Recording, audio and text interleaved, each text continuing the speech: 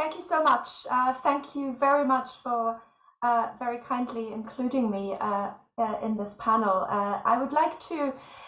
just make a few brief remarks that contextualize and to some extent, as I was invited to do, respond to the comments by the previous speakers on this panel, who have spoken with great authenticity to the specific human rights violations and the suffering encountered by the communities they particularly engage with. And who have also, and perhaps especially Dr. Lobsang Sangay has done so, drawn our attention to the fact that the question of how the Chinese party state engages with human rights is no longer an issue that is limited to China, but really concerns the world. So I think that in order to understand that the evolution of attitudes and the situation we are now in with regard to human rights under Xi Jinping, I think it is important, firstly, to realize that the deterioration of the human rights situation that has so terribly affected the communities of Uyghurs and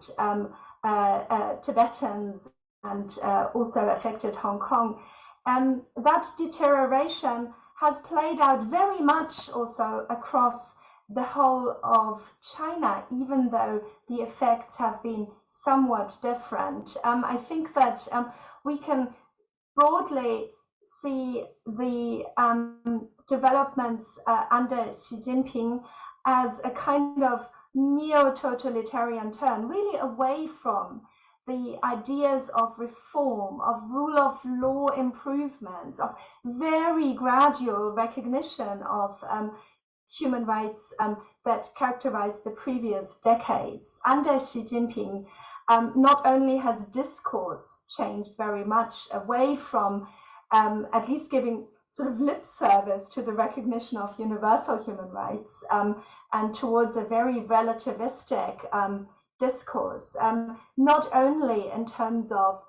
legislation that has really tightened control of the party over the whole of the government, but also society, but also in terms of widening repression that, and this to me has always been an issue of special concern, has very much affected the already embattled groups of human rights advocates, of legal advocates, of journalists, of academics, really the whole of civil society in China has suffered from increased repression under Xi Jinping, and some of the practices that we see playing out, for instance, in the Xinjiang Uyghur Autonomous Region in Tibet, the forced disappearance, the systematic use of torture, etc., are of course also practices that affect the whole of Chinese society. So I think it's really important to see that deterioration as sort of the backdrop against which we've seen the unfolding of unprecedented levels of state crime in these other regions. The second point that I would like to very quickly make, and that comes back to sort of this question of how deterioration of China's human rights situation affects the world, is that I very much agree that under Xi Jinping, the Chinese party state has expressed much more clearly than before its global governance ambitions, and certainly we can see that play out in institutional context. For instance, looking at the UN, the various attempts to manipulate, to influence the institutions, for instance, the human rights bodies of the United Nations, to manipulate the Human Rights Council, are certainly important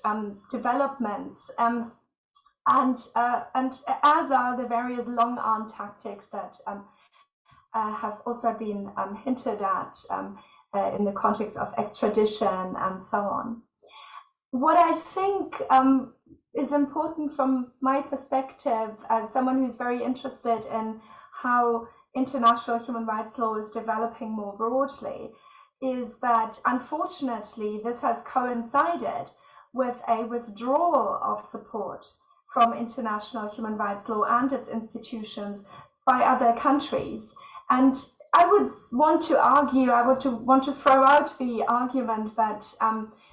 we are seeing a deterioration, a weakening of international human rights law, partly because of autocratic pressure, but partly also because of populist pressure or populist withdrawals of support from these international institutions. So there's a kind of synergy, an unfortunate synergy, I think, between the development of autocracy and what is happening under some populist governments in liberal democracies. So what is the answer to that? I mean, I think that it is very important to try and defend, to try and strengthen the integrity of those institutions that, for instance, in the context of Xinjiang, have shown themselves fairly weak in recent times. And in that context, I think it is important to see that, yes, it was shocking and disgraceful that it took so long for the High Commissioner on Human Rights to issue their report, that they let themselves be instrumentalized by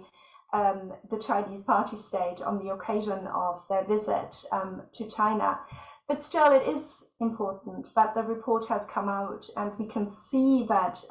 it has some effects because it gives a kind of authority to what it recognizes